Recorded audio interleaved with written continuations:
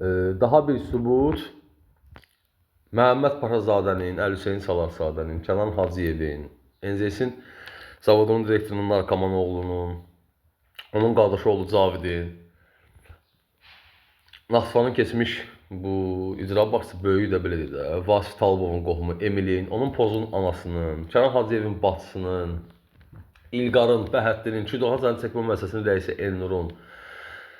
Yəni adlar Orxanlar, nə qədər Orxan var burada, narkoman, nə bilim, tatu, bütün bədəni rəzil rüsvay günündə və ən əsası bu cinayətkar dəstənin başında duran şəxs xüsusi xidmət orqan əməkdaşıdır. Cinsi azlıq üzdən İraq, Alatavə ərazisində Fikət adında şəxsin, necə deyirlər, qonşusudur. Daha bir başqa bir sübut öz cinayətlərində vəzifələrindən sui-istifadə edə bilsinlər deyə hüquq mühafizə orqanlarından, həmçinin də bu şəxslər istifadə elə Bakı metropolitenindən. Dünən çəkilişlər var məndə. Bir saniyə. Çəkilişi göstərim.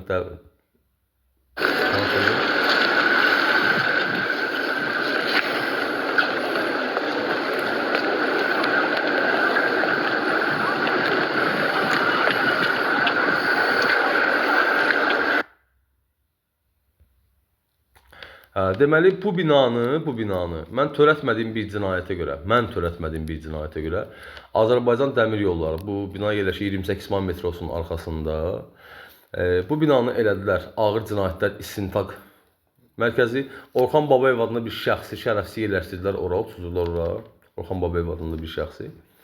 Və məni həmən bu idarənin əli ilə, qondarma, mövcud olmayan bir idarənin əli ilə məni həbs eləmişdilər bu adamlar və mənim adıma ömürlük silinməyən ağır bir, belə deyil, ləkə vurdular. Güya ki, indi mən cəza çəkmə müəssisəsində olmuşam da, belə deyil. Təbii ki, bu qurulmuş çirkin bir oyunudur. Belə bir idarə ümumiyyətlə mövcud deyil. Əlavə olaraq da ki, başqa bir idarədə mövcud deyil. Bu idarənin də adı Baş Kiber Cinayətkarlarla Mübarizə İdarəsidir. Bu şəxslər belə bir qondarma idarələri də belə, hətta öz cinayətlərinin izini itirmək üçün, hər hansı bir vətəndaşa təsir göstərmək üçün belə idarələr də yaradırlar. Diqqətlə fikir versəz, video görüntüyə bu Azərbaycan Dəmir Yollarının binasıdır. Amma məni bu binaya, deməli, yuxarıda yazını dəyişməklə bu binanın adını, deməli, qoymuşlar Ağır Cinayətlər İstintaq Mərkəzi. Və bu cinayətkar dəstəyə kömək və dəstək duran şəxslər və Cavidovlar qardaşıdır. Hansı ki, Cavidov Fərhad Murovda mənim əsgəri yoldaşım olub. Ensaylar bilsədə. Və Cavidov qardaşlara bu cinayətlərdə kömək eləmək üçün indi köz dönər olan yerindəki bir növ bizneslərinin inkişafında dəstək durdular. Şaurmanın reseptini bu adamlara Cavidov qardaşlar verdilər, təqdim edildilər ki, öz dostlarına, öz qardaşına, necə deyirlər, xəyanət etsin. Bu şəxslərin Azərbaycan dövləti qarşısında, Azərbaycan xalqı qarşısında cinayətləri həddindən artıq çoxdur. Burada külli miqdarda narkotik dövriyyəsi var, xaricə cəsusluq var və ölkə daxilində törətdiyi cinayətlərin izinin itirilməsi məqsədi ilə bütün törədilmiş cinayətləri xarici və əlbir olduğu şəxslərin əlindən eləyirlər. Xaricdə fake səhifələr yaratmaqla, xaricdə əlbir olduğu şəxslərin xarici nömrələrlə və s. ilaxır. Yəni, bu adamların cinayəti həddindən artıq çoxdur. Və bir çoxlarımızın tanıdığı bloger Mehman da belə, həmçinin bunların əl altılarından biridir. Yəni, bu şəxslər birmənalı olaraq Azərbaycan dövləti və hakimiyyəti əleyhinə olaraq, əlbir olaraq çoxsaylı cinayətləri özündə əks elətdirən böyük bir qruprovka yaradıblar. Və əksər hallarda cinayətlərin, belə deyək də, hüquq mühafizə orqan əməkdaşları ilə əlbir olaraq törətdiyini gizlətmək məqsədi ilə bu özlərini ara uşağı kimi, güya ki, bu indi bunlar kriminal kimi qələmə verən şəxslərin əli ilə deyirlər. Və bunlara aiddir Pərviz, buna aiddir mikrorayon ərazisində yaşayan, özünü malış kimi qələmə verən bir şəxs. Bunlara aiddir cəza çəkmə müəssisəsində olan Elçin Talış və digər şəxslər. Yəni, gördüyünüz kimi çox sahəli, böyük bir qruprovkadır, dövlət daxilində bir dövlətdirlər. Arxasında kim yanıb? Bir nəfər xüsusi xidmət orqanından, bir neçə nəfər, 3 və daha çox nəfər baş mütəşəkkil cinayətkarlıqla mübarizə idarəsinin əməkdaşlarıdır. Burada insan alverində əməkdaşı var. Adı Emin idi, Elçin tam dəqiq deyil bunlara. Əlbir olan şəxslər. Və burada, deməli, bir daha görüntünü göstərmək istəyirəm.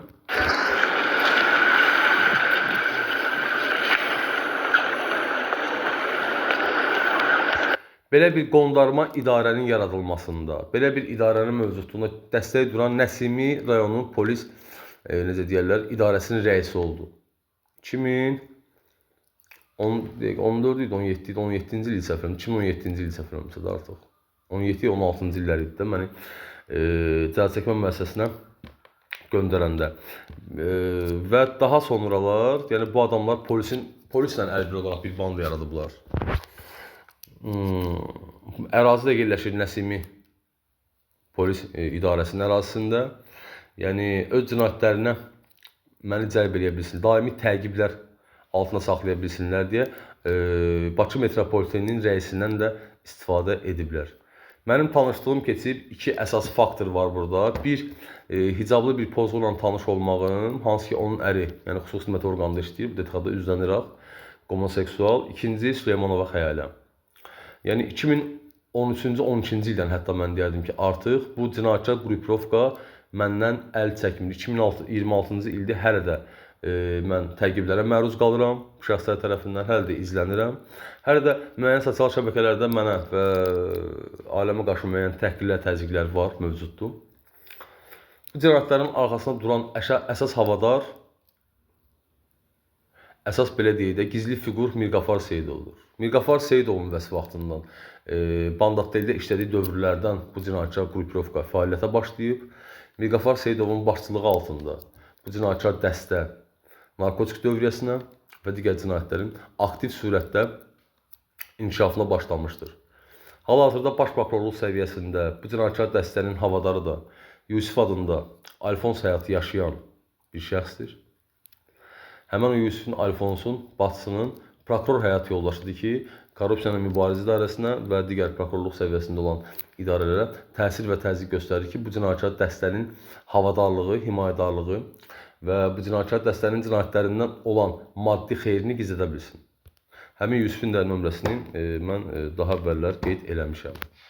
Həmin o prokurorun Tahir adında bir gəzdiyi bir pozğun da olub. Böyük ehtimal Tahirənin övladı da həmin o prokurorun övladıdır. Təbii ki, bu məsələ də araşdırılmalıdır, öz mövqeyi tapılmalıdır ki, bu kimdir ümumiyyətlə bunlar. Və əlavə olaraq da ki, bu şəxslər təlim və təlimatları alırlar xaricdən. Xaricdən alırlar təlimatları. Xaricdə olan əlbir olur şəxslərdən bir adı Həci Cəfərdir. O da Allahşükür Paşazadənin, yəni şeyxin böyük qudasıdır. Sırf məhz bu cinayətkar qrupovkaya dəstək və dəstə duran şəxs. Adlar, törətdiyi cinayətlər və bu adamların niyyətləri barədə daha öncəki videolarımda paylaşım eləmişəm. Hələ də mənim bütün sosial şəbəkələrim bu şəxslər tərəfindən idarə olunur. Ondan ötürü ki, Kənan Hacıyev, baş əməliyyatçı İbrahim, Mirqafar Seyidovun qohumudur, nə oğludur, nə zibildir. Hələ də baş mütərəkkib cinayətkar mübarizə idarəsində oturub. Yəni işlərdən azad olunmayıblar. Ondan ötürü ki, xüsusi xidmət orqanında oturan bu üzləniraq, gey, cinsi azlıq, gənc oğlanların cinsi orqanına gözü düşmüş bir şəxs, Bakılı, şizofren psixopat, özdəki Vahabi. Yəni gördüyünüz kimi bu Vahabinin, bu xüsusi xidmət orqanının əməkdaşının bir yox, 1000 dənə sifəti var. Həm cinsi azlıqdır, həm Vahabidir, həm nə bilim özünü avtoritet eləyir, lotluq eləyir. Həm bu adam kriminal nüfuzlu şəxslərlə daim olaraq əlbirdir. Onlardan biri İlqardır, dəfələrlə cəza çəkmə müəssisəsində olub. Digər bu şəxslərlə əlbir olan şəxs Sumqayıt Arif ləqəbli, bu cibgir məşhur, nə bilim, bu oğruda avtoritetli nə zibildir, odur. Gördüyümüz ki, bu şəxslərin cinayətləri və ətrafı da özləri kimi insanlardan ibarətdir. Və bu cinayətkar dəstəyə dəstək də məhz Azərbaycan polisi tərəfindən göstərilmişdir. Bir daha qeyd edirəm ki, Nəsimi rayonu polis idarəsinin rəisi və əməkdaşları tərəfindən bu Azərbaycan dəmir yollarını eləmişdilər. Ağır cinayətlər güya belə bir idarə yaratmışlar. Ağır cinayətlər üzrə nəsə belə bir idarə və Orxan Babayev də məhz bu idarədə oturmuşdu, əyləşmişdi. Məni süni yolla tutdular, süni yolla. Mən heç bir cinayətim yox idi. Məni evimdə bunlar satdırmışdılar, bu şəxslər.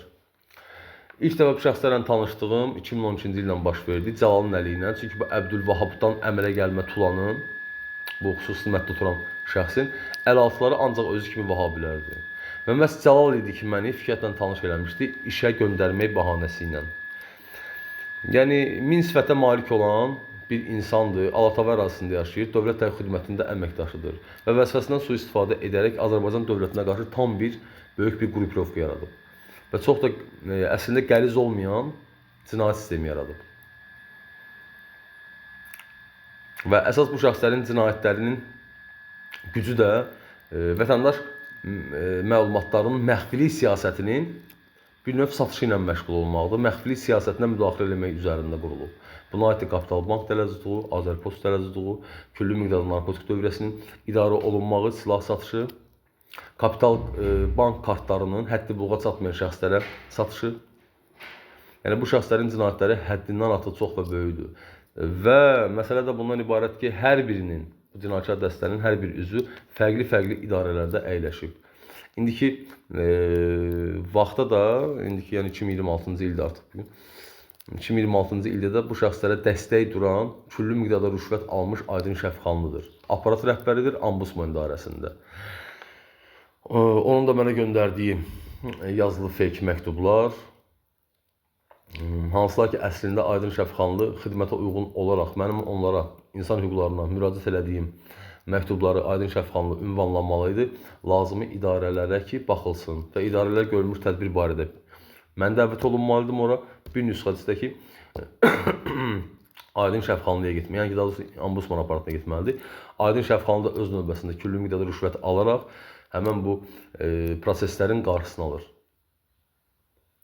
Mən Korrupsiya ilə Mübarizə İdarəsinin bu barədə məlumat vermişəm. Buna baxmayaraq, Korrupsiya ilə Mübarizə İdarəsinin əməkdaşları növbətçisi isə bizim bu baş prokurorluqda əyləşən Yusif adında Alfonsun, necə deyərlər, pozun başının, bir qeyrətin, narkotacirin sözlərini həyata keçirirlər.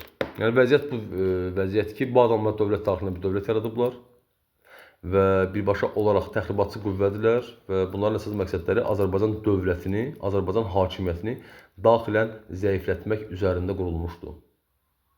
Bu insanların əsas məqsədləri möhtərəm prezidentimiz Zat Əliyev, İlham Əliyev və onun ailəsinə qarşı olan hörməti vətəndaşlar arasında zəiflətmək, vətəndaşlar arasında möhtərəm prezidentimizə və onun ailəsinə qarşı olan rəğbəti zəiflətmək, məhəbbəti zəiflətmək, vətəndaşlar arasında Heydər Əliyev rəhmətli, Allah qəni-qəni rəhmət eləsin, Ulu Öndərin davamçılarına qarşı olan bu bir təzyiq idi, bu bir təxribat idi. Əsas məqsədləri ölkə daxilində olan çirkin siyasətlərini irəli sürərək vətəndaş məlumatlarını durmadan xarici vətəndaşlara göndərmək.